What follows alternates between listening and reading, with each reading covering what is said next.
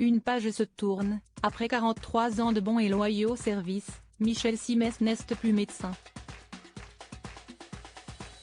Le praticien ORL qui célèbre son 66e anniversaire ce dimanche 14 mai, avait déposé sa démission de l'hôpital Georges Pompidou, à Paris en juillet 2021. Un crève-cœur que l'animateur de France 2 avait révélé dans les colonnes de Téléstar. Ce fut un déchirement, le jour où j'ai envoyé ma lettre de démission. Et encore plus quand j'ai reçu mon ultime patient, avait-il expliqué à nos confrères, évoquant un choix difficile mais réfléchi et assumé. En juin de la même année, Michel Simès avait honoré sa toute dernière consultation. Ce choix était devenu nécessaire, tant le médecin le plus médiatique du PAF était surmené de travail.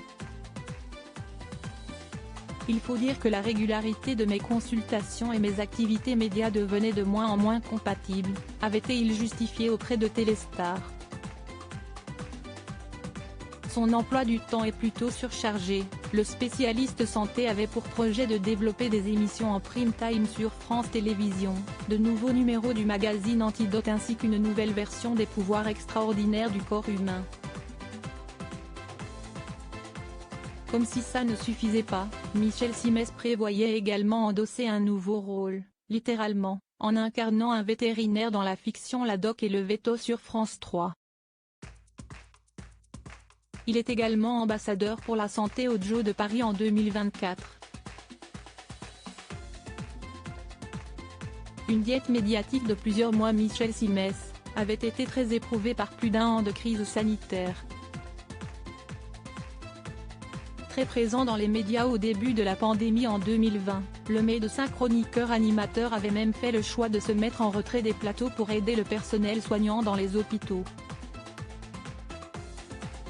Je m'astreins à une diète médiatique, si est-il vrai, avait-il confié à Télé Loisirs en avril 2020, avant de revenir sur le petit écran en octobre.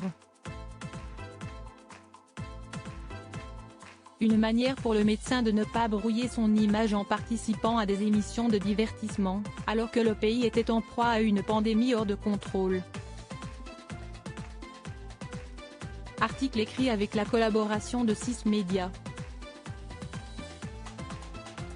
Crédit photo, Dominique Jacovide.